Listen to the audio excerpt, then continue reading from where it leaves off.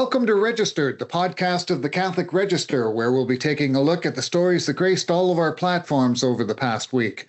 I'm Mickey Conlon, editor of the Register, alongside associate editor Quinton Amundson and reporter Luke Mandato. This week's episode is brought to you by the Lift Jesus Higher Rally. Come be renewed at this year's Lift Jesus Higher Rally, taking place Saturday, March 14th at the Metro Toronto Convention Centre. Be encouraged and inspired in your faith by great speakers, incredible testimonies, and powerful worship. For tickets and more info, visit ljhr.ca. Well, guys, we're at it again in the Middle East, turned upside down once more with the latest war.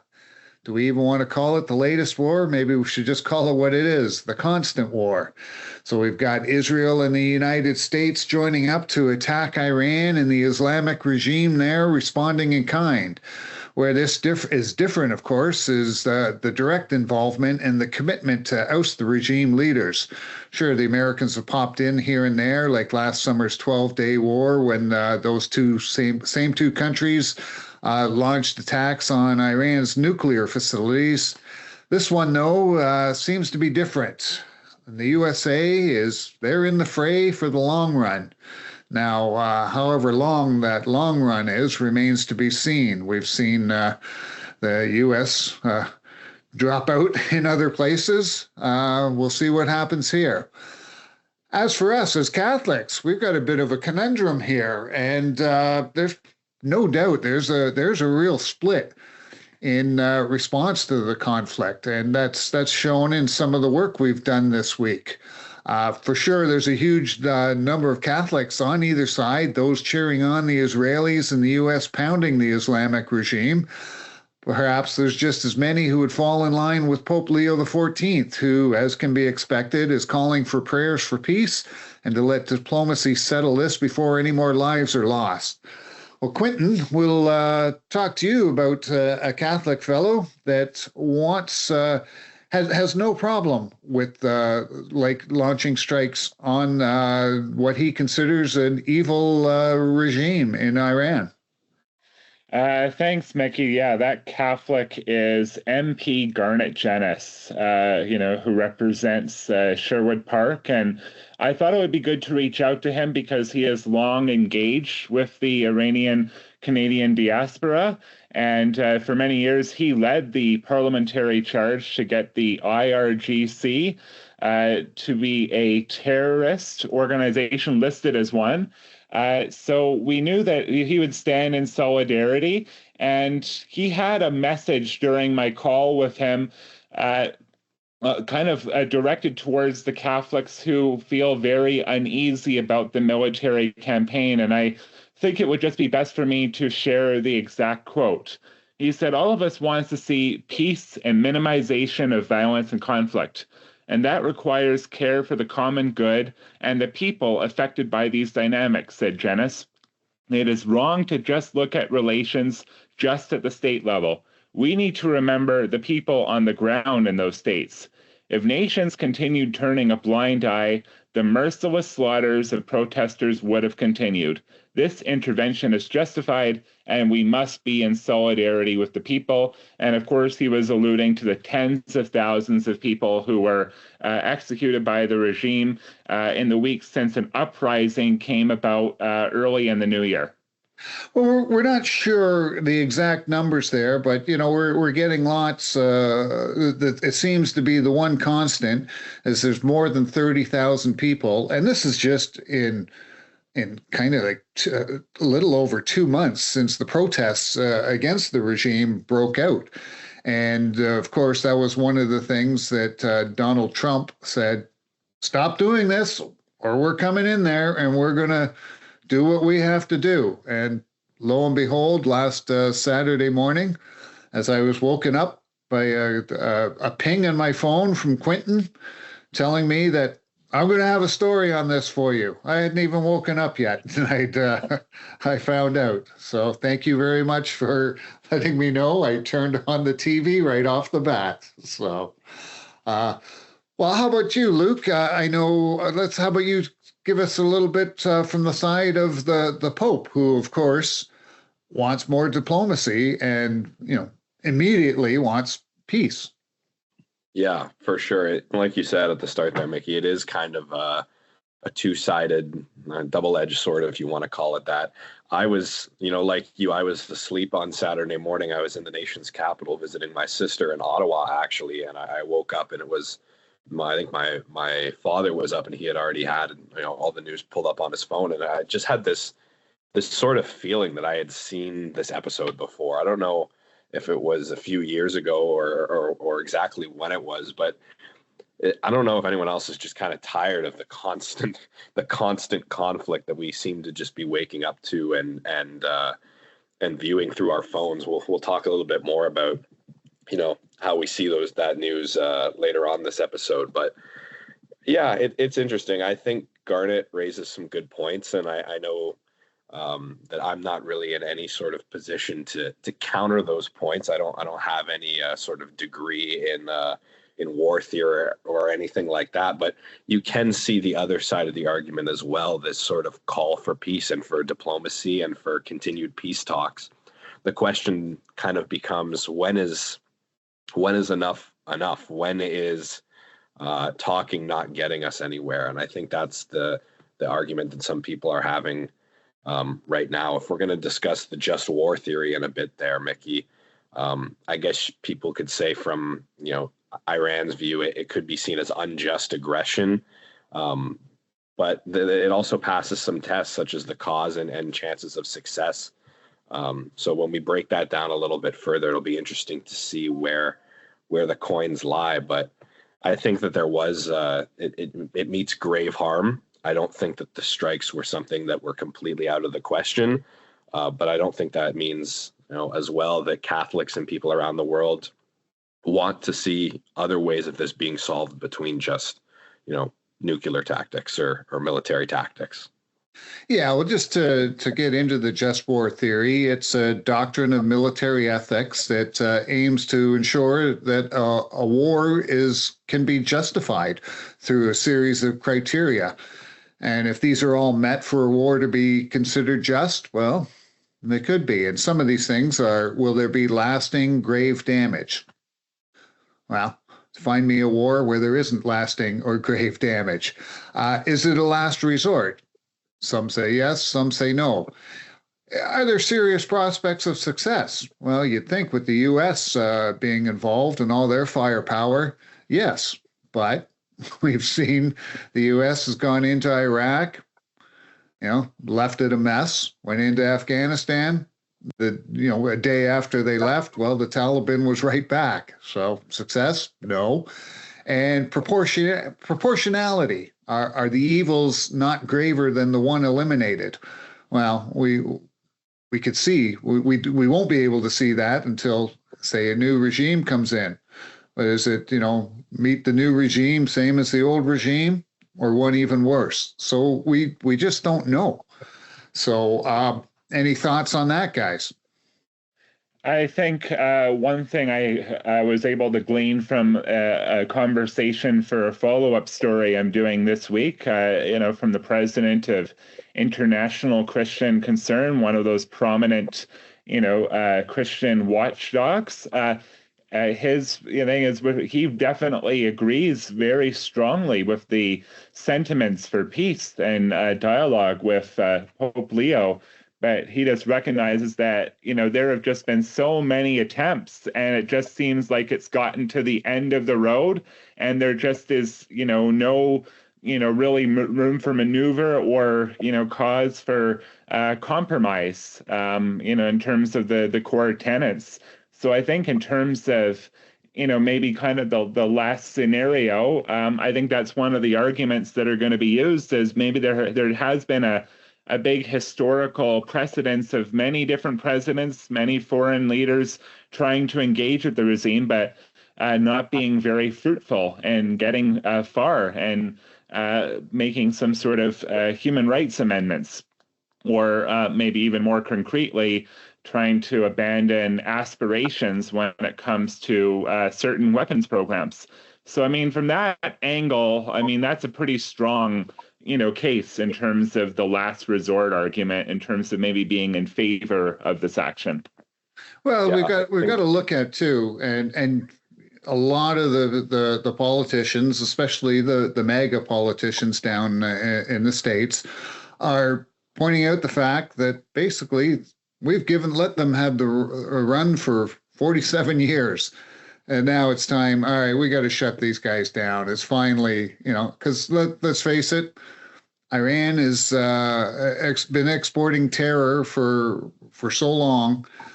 During that 47 years, mainly against Israel, but all the chance for death to the U.S. So I guess a lot of people feel, we've just run out of time. This is a last resort. So whether it is or not, we'll see. Yeah, those sanctions and diplomacy talks were tried for years, even as recently as 2025 and 2026. But the advancement of the programs down there in Iran, the nuclear program, I think some critics will argue that talks might have still been possible, but as you said there, Mickey, there has to become a point where we say, the time for talk has passed, and I think that's why the last resort point is something really interesting, something that Quinton touched on, and then the point of it being a serious prospect of success. You said there, Mickey, we've not we, but the states have sort of dragged out conflicts like this, not to what they've wanted to do. I don't think they've ever wanted to really drag one out, but it happens, right? Even if there does seem like it's a serious prospect of success, we don't want to be on the podcast 2 or 3 months from now, still arguing, when the conflict's going to end. So that's something they have to take into account for sure, as if they go in on the first day hot and they launch, multiple strikes. And I think Donald Trump had said something like they had expected 4 weeks. And then within the first 48 hours, they were, ahead of schedule and crippling the military there. You have to wonder what the timeline looks like too, which is something, interesting that we're going to see. Yeah. Very difficult to discern timelines or anything. We're in the so-called thing called the fog of war, where it's, we're hearing information from all over the place. I mean, as believers, what could we do? We kind of step back, we pray, we ask for discernment, and we recognize that even though there's a lot of world leaders, taking, center stage here, there's one guy on the throne, and it's none of the leaders that are in the news right now. So I think, we definitely have to be in prayer for everybody, but, we definitely want to see, we know that there's been a lot of Christians persecuted by this regime over the years, and we want to ensure that, believers of Christ and, really everybody's protected at this time. So I think prayers for discernment and prayers for the well-being of everything, best thing we could do at this time, I think. Well, especially for the innocents, because one of the stories we wrote this week came from our news service, OSV News, about how the innocents are the ones, as always, who are caught in this.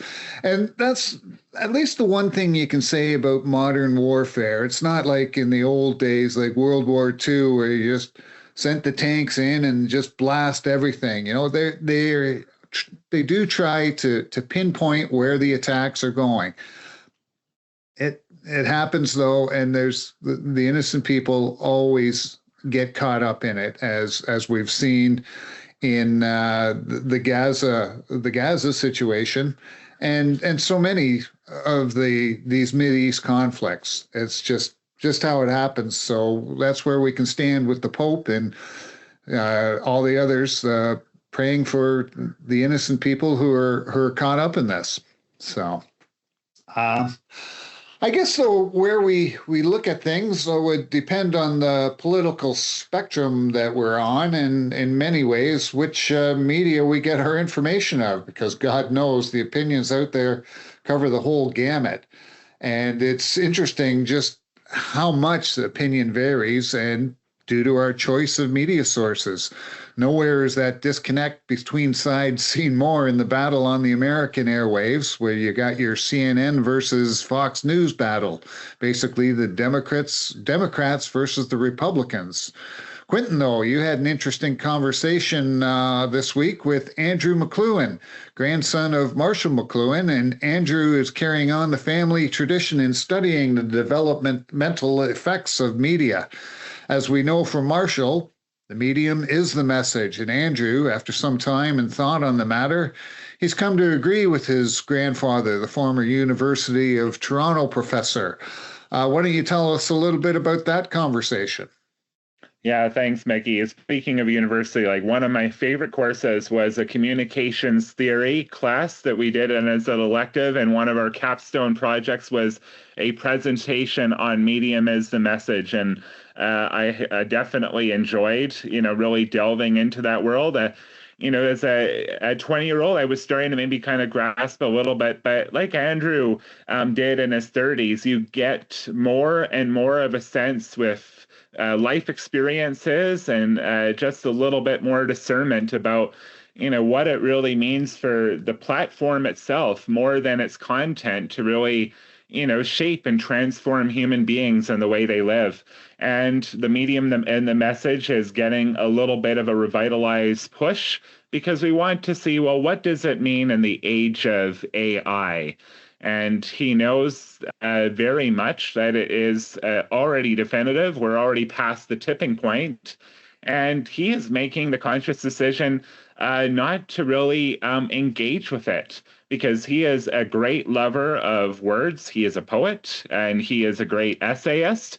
And he has really internalized just the wonderful process about how words come out of somebody's mouth and they really connect with somebody else's brains and, the effects of what happens, that whole phenomenon, in a very fascinating way, perhaps more than, 99% of people would ever want to really consider that.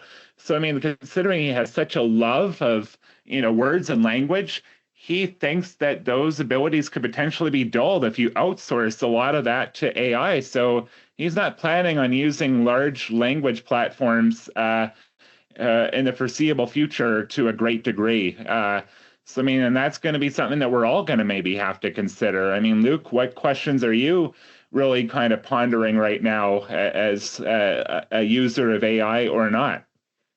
Yeah, it's a fascinating thing, Quinton. And I'll say right off the bat, I totally see where he's coming from with that stance.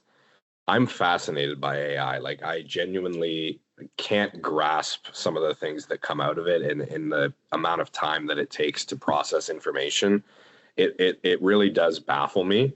But on that same coin, it really does kind of devoid, I guess is the word, devoids you of any enjoyment of doing it yourself, if that makes sense. Like, it can sometimes result in what may seem like a better message or a better answer or a better outlook than you could maybe thought you could have yourself.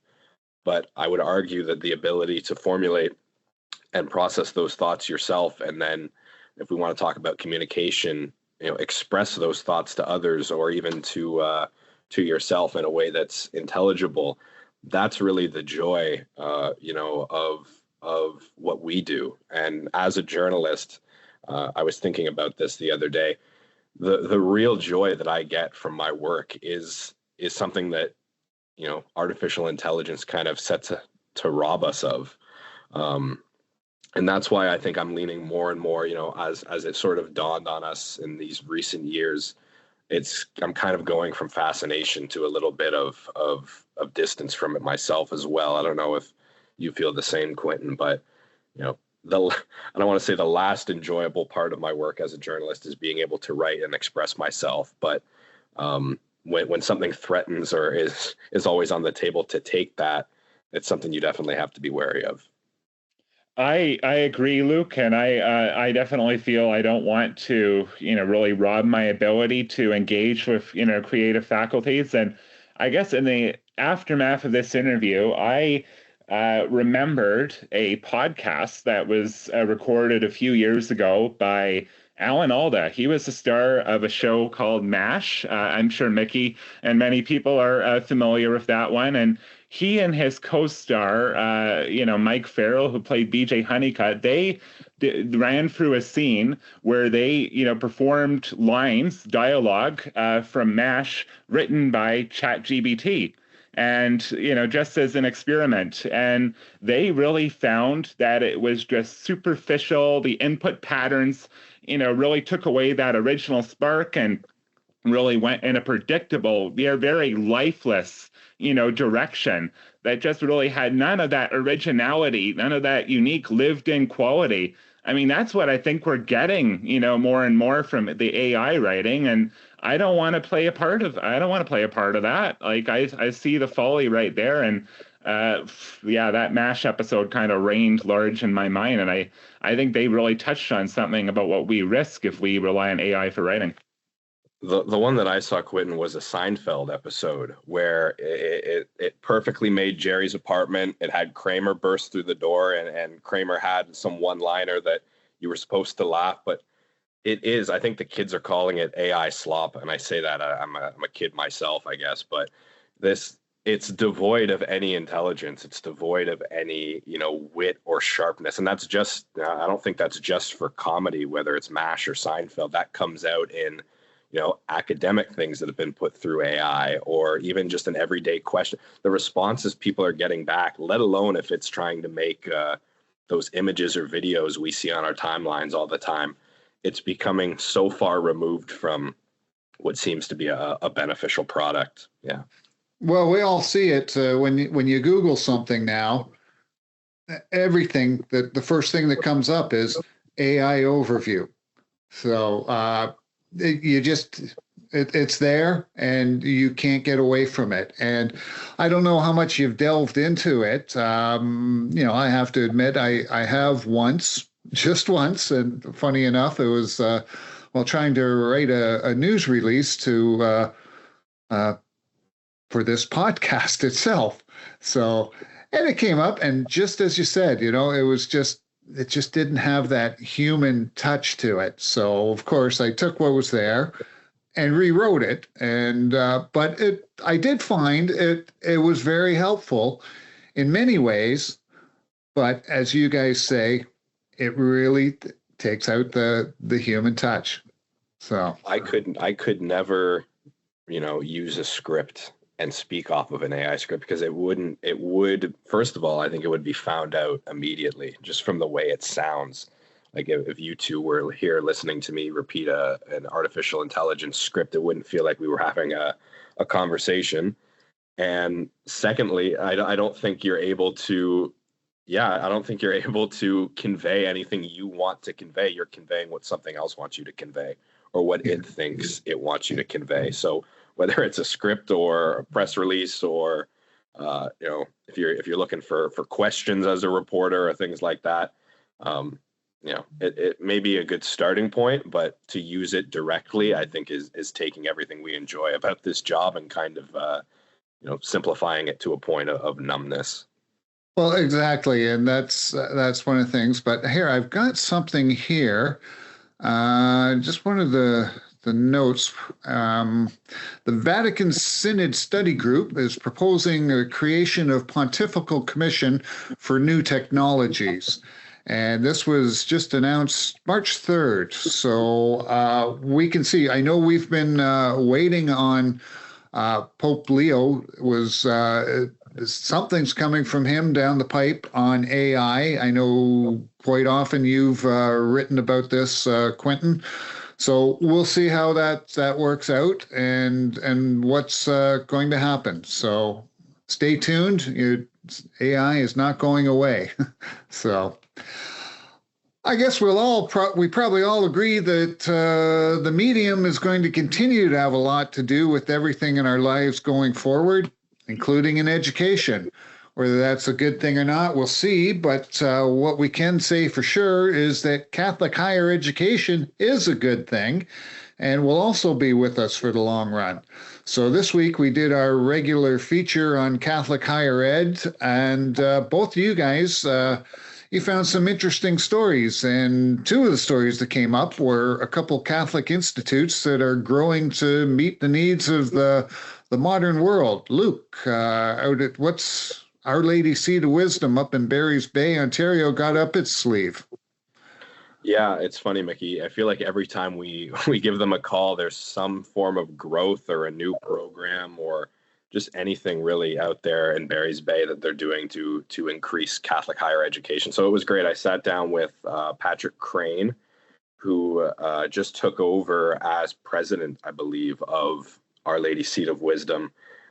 Started off with a really funny story. He let me know. I think he was made president just in the spring to summer of last year. I know Quinton had a chat with him last year at some point as well.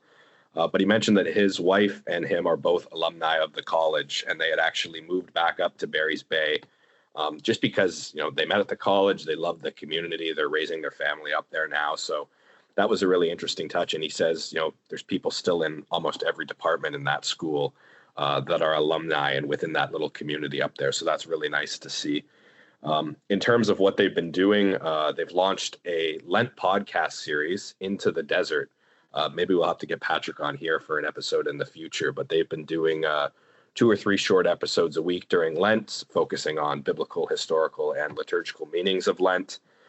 They've been running different fairs to sort of have vocations and show off different vocation opportunities for their students. They had a come and see retreat weekend where high school students could take the journey up north there to Barry's Bay and sort of check out some of the programs that they're offering. And I think the biggest news that he shared is the college is looking to develop more support for priestly discernment.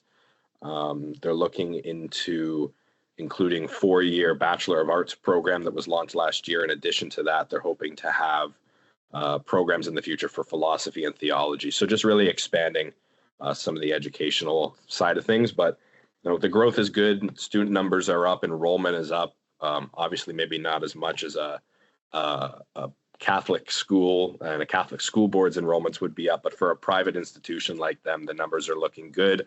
Programs are increasing and people seem to be interested. So Patrick's very excited for the future and we're excited for them.